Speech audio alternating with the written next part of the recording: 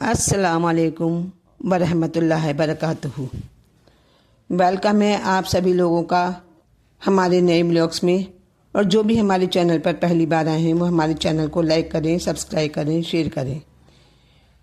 تو گائز، آج ہم آپ کو اپنے بلاگس میں آپ لوگوں کو لباس کے بارے میں بتا رہے ہیں کہ آج کے بلاگس میں ہم آپ کو یہ بتائیں گے کہ مردوں کو کیسے کپڑے پہننے چاہیے، کیسا لباس پہننا چاہیے، اور عورتوں کو کس طرح کے کپڑے پہننے چاہیے، اور کپڑے پہنتے وقت کیا پڑھنا چاہیے اور کپڑے اتارتے وقت کیا پڑھنا چاہیے، جوتے کس طرح کے ہونے چاہیے، اس سب کے بارے میں آج ہم آپ لوگوں کو اپنے بلاگس میں بتائیں گے۔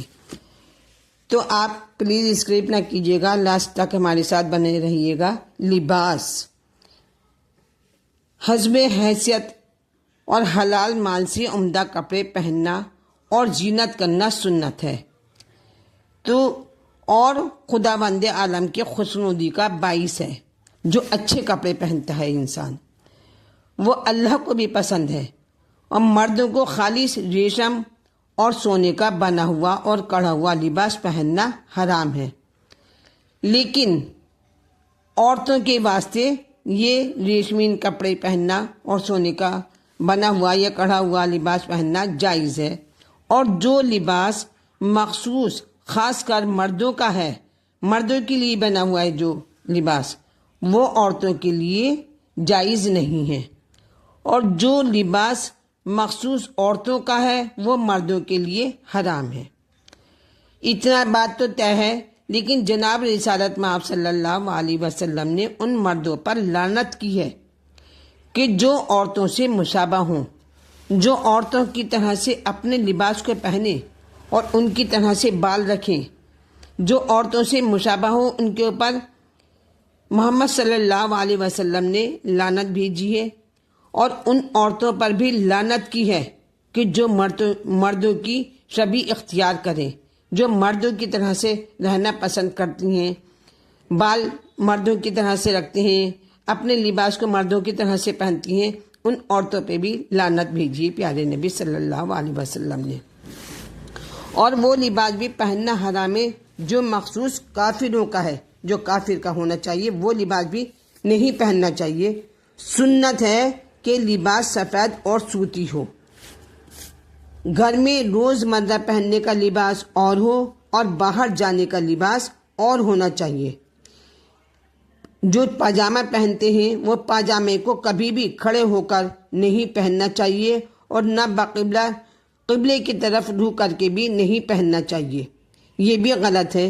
اور ایک روایت میں ہے کہ 3 دن تک اس شخص کی حاجت پوری نہیں ہوتی ہے جو کھڑے ہو کر پاجامہ پہنتے ہیں یا کپڑے کھڑے ہو کر پہنتے ہیں۔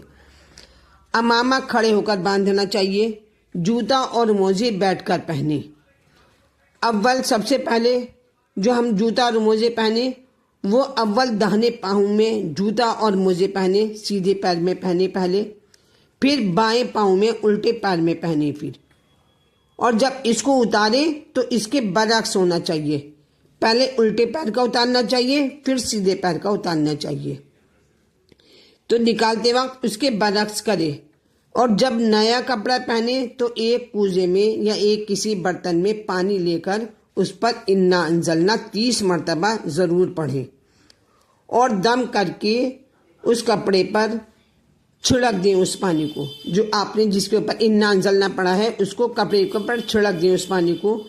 حضرت امام جعفر صادق علیہ السلام فرماتے ہیں کہ جب تک اس کپڑے کا ایک تار بھی باقی رہے گا، نعمت میں فراوانی رہے گی، زیادتی رہے گی، نعمت میں ہر نعمت میں زیادتی رہے گی۔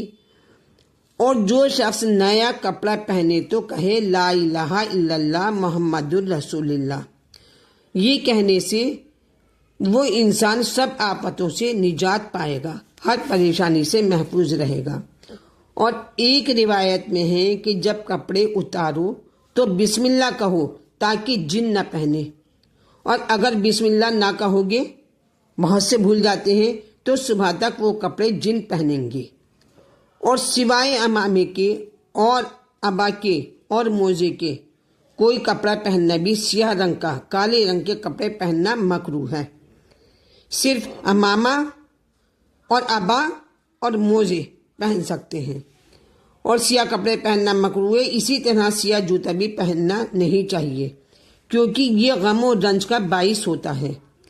جوتے کا سب سے عمدہ رنگ جو ہوتا ہے، سب سے عمدہ رنگ زرد، جو پیچ کلر ہوتا ہے، زرد، اور اس کے بعد ہے سفید کلر۔